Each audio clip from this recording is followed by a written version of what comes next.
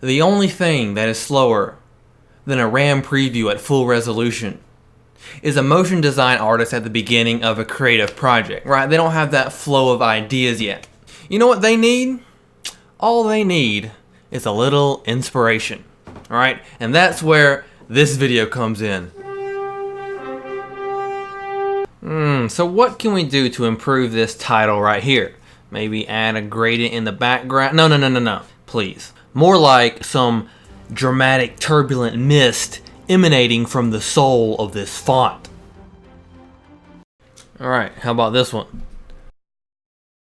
Oh, that is fresh. So you can see in this one we have this beautiful reflection below the text, and also we have some incredible detailed fog in the background. This is the before, just text on a wall, and this is after with the new elements. You can see we made this shot have a lot more life to it by adding these vibrant sparks and also the light rays and dust elements along with the shadow beneath the text. You can see a before and after. That shadow really works wonders. So to create that turbulent mist that's coming off of the ActionVFX text here, we went to 3ds Max and we did a 10-hour long simulation. No, I'm just kidding. We used the ActionVFX cold breath stock footage. So literally all you have to do is just drag and drop this stuff into your scene. It's already pre-keyed, so no screen blending modes or anything. Just that fast. And there will be a link in the description to the cold breath stock footage. So you just have to position, scale, and rotate this stuff like you want it. I'm going to grab the pan behind tool right here and move the anchor point. That way when I scale it, hit S for scale. When I scale this thing, it's going to scale from the anchor point. And for me, this cold breath element is a little bit too slow. So what I want to do is right click, go to time stretch. Maybe do about 75. So it's a little bit faster, hit OK. And also an awesome trick is if you hold Alt or Option on Mac, you can grab the end of the layer here and stretch it to make it faster or slow it down. That's a really handy technique. Or if you want to waste time, you can right click, go to time stretch like me. Anyway, we're pretty much finished with these cold breath stock footage. Prepare for some really fast, juicy, turbulent results. We can also flip this thing horizontally. Right click, go to transform, flip horizontal. That way it kind of moves to the right. And we can also add some cold breath side elements. So you could guess what these are. Basically, it's just cold breath that kind of moves to the side. And by the way, this is cold breath side 3, and this is cold breath front 20. I really like these two cold breath elements. We also have a rotation tool up here. We can rotate it. And also a cool trick, if you hold Alt on your keyboard and do a square bracket, it trims the layer to that point. That way, if you can't see the end of your layer, like it's annoying, we just do Alt, square bracket, boom, like that. I think I also want to hold Alt and speed up this layer so it's faster. Let's check out a preview of that.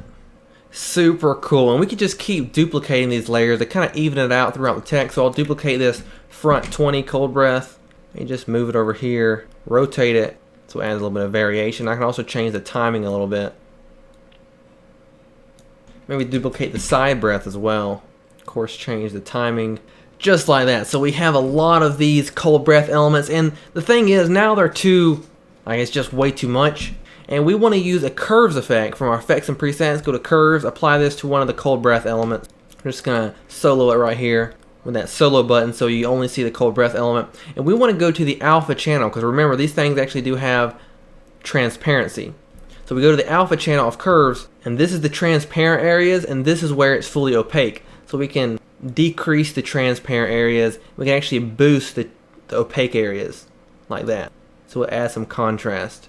So before, after.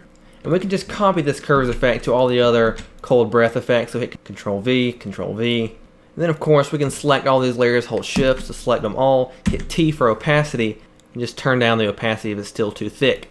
So there we go. This should look pretty darn turbulent and beautiful at this point. Heck yeah. I want to keep giving this thing compliments, but really good visual effects speaks for itself. You can see here another example of the cold breath elements. But I also really like the atmospheric smoke elements. Now these things aren't quite as wispy and turbulent as the cold breath elements. They're more of like an atmospheric fog. These things also have an awesome detailed look. Like you can see in this shot, it looks really nice behind the metallic text.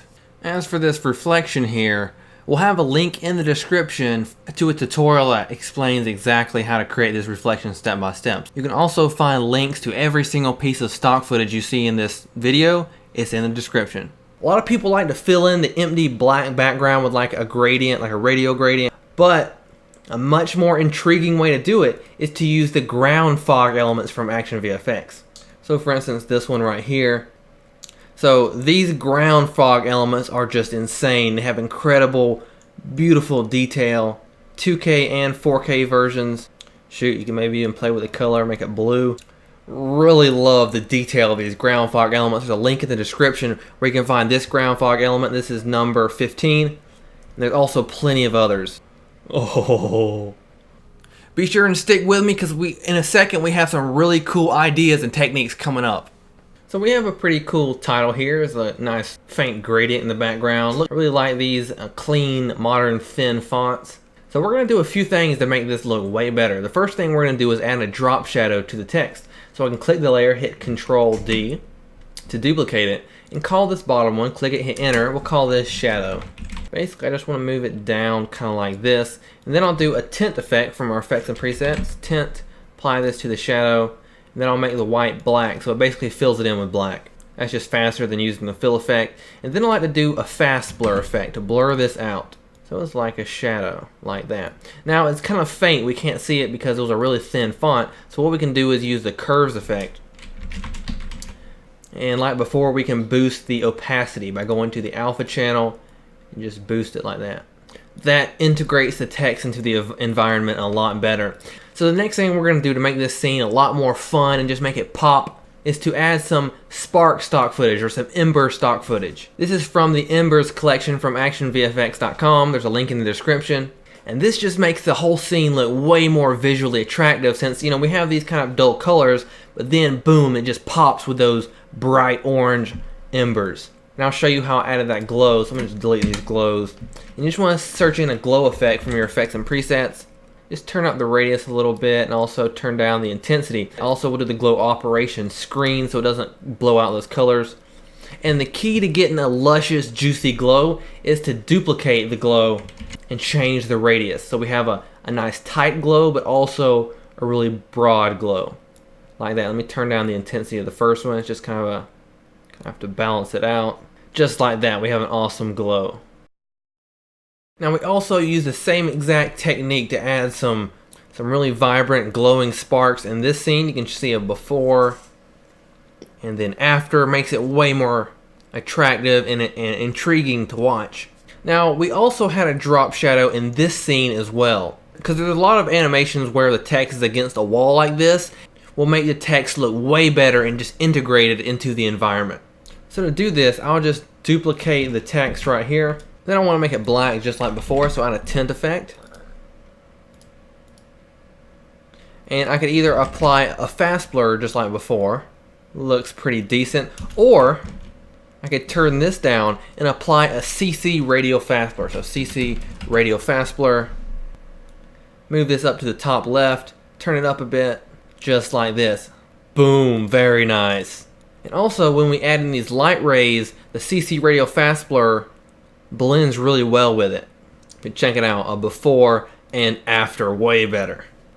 And then let me show you how to create these light rays. So since this tutorial is more about inspiration and showing a whole bunch of different ideas and elements, we can't nail down and get specific on one effect. So I'm just going to do an overview of how you create these light rays. Basically, you create a new solid, then you apply a mask to that solid, you add some feather, then you can apply some fractal noise, alright? This is going to be the texture of the light rays. After that, you can apply a solid composite. That's important. You gotta do a solid composite, and then a CC radial blur. You gotta change the type to fading zoom, then increase the amount. If you didn't apply the solid composite effect, you'll see some problems at this point. Pretty much just have some light rays at this point. We can tint them kind of a yellow color. Then it's just a matter of scaling it up and repositioning it, and boom, you have some light rays. Another really cool thing is you can play with the evolution setting in the fractal noise, and you can create some really cool movements within the light rays. Now, what really makes a great looking light ray effect is when you have those particles composited into the light ray. That makes it look way more realistic and a lot more detail and just entertaining movement within the light ray. So here we have some dust stock footage also from ActionVFX.com. Lots of detail and fun patterns in this dust. There's actually lots of different ones. Some of them have some really interesting patterns. And you don't just have to put this in light rays. You could also just put this as, a background for your text. But some really cool dust elements on the website. We'll have a link in the description to these as well. So we have our light rays right here. And all you have to do is grab the dust element and drag it into your composition right below the light rays layer. There we go, we still have our light rays. And basically, we want to change this dust layer to a screen blending mode so it doesn't show the black, right? It blends with our footage in the background. Already adds a ton of detail to our scene here, but we want the dust to only exist where the light rays are. So how we do that is just make the light rays the track matte of the dust. So we'll go to the dust here and we change the track matte to Luma Matte. And if you don't see the track matte, just toggle switches down here till you see it. So it only exists on the bright areas of these light rays. Now we could either boost the opacity of these light rays here to make the dust more visible, because right now it's just too low opacity, or there's a trick. What we could do is add a levels effect to the dust, and we can make these dust particles really bright, even brighter than white, because we're on 32 bits per channel right here on the project window. You have to hold alternate click until you see 32 bits per channel, and that allows colors to go brighter than white, and you can make these particles just as visible as you want by crushing this levels in here, regardless of the fact that it's really low opacity from the track matte. Like I said, we could also maybe use a curves effect to boost the brightness of the light rays. And if you want the particles to kind of show everywhere, you can turn up the dark parts of the light rays track matte. Also, if you think the light rays aren't visible enough, you can just duplicate the light rays, so hit Control D and just turn them on. So there's a separate layer for the light rays, and we can turn down the opacity a little bit. So hit T, just turn down the opacity. So there you go, that's how we add dust, before and after. Really awesome detail to our scene.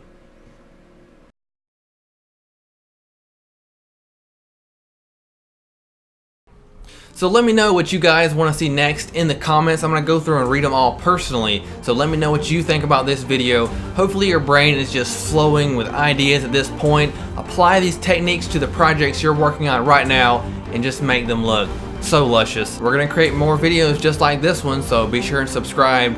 If you did like this one, let's not part ways. My name's Lyndon Bracewell for ActionVFX. Until next time, I'll leave you to it.